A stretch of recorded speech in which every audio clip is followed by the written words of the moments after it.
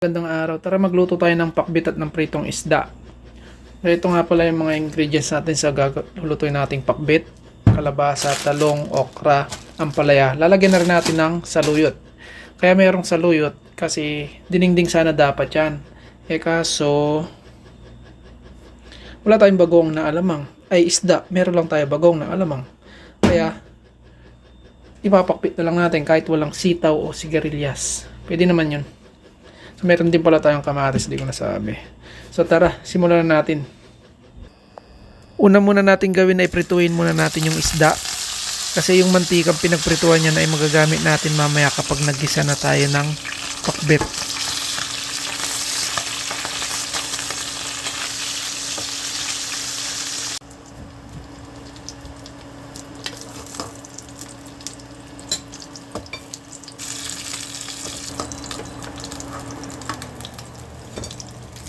Naprito na natin yung isda, na-prepare na rin natin yung mga gulay.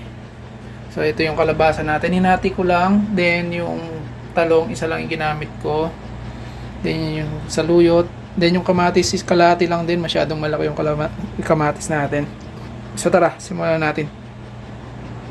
Dun sa mantikang pinagprituan natin, igisa na natin yung bawang.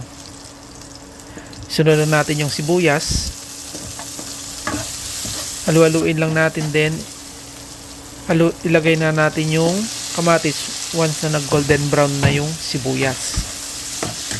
So luluin lang natin. Then ilagay na natin yung bagoong. So paglalagay ng bagoong depende sa inyo kung gaano kadami. Ako nilagay ko lang is 2 kutsara lang. Then halu-haluin ng konti ulit.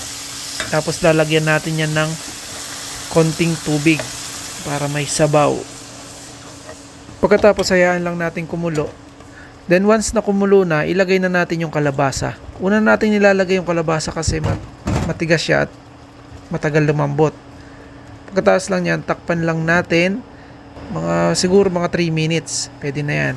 Then after 3 minutes, i-check natin. Haluin ng kaunti, then tignan natin yung kalabasa kung okay na yung lambot. Huwag natin masyadong pagkakalambot-lambot kasi ilalagay pa natin yung mga ibang gulay dyan. So yun na nga, medyo okay na yung kalabasa. Nilagay ko na yung mga ibang gulay tulad ng ampalaya, talong at okra. Then hinalo lang ng konti.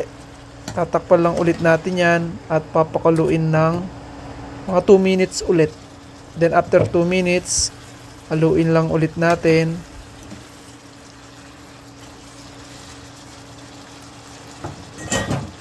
Pagkatapos natin mahalo, ilagay na natin yung saluyot. So yung paglalagay ng saluyot, depende sa inyo yan ha. Kasi ako talaga, hindi naman ako naglalagay ng saluyot sa pakbit. No choice lang kasi, ayun nga, kala ko dinengdeng yung lulutuin ko. Wala pala akong bagoong na isda. Then yan, after natin mahalo ng mahalo, ilagay na natin yung magic sarap. Then maya maya, luto na yan at pwede na siyang ulamin. Tignan nyo naman. Ang sarap niyan mga idol. At ayun na nga mga idol, nakaserve na siya.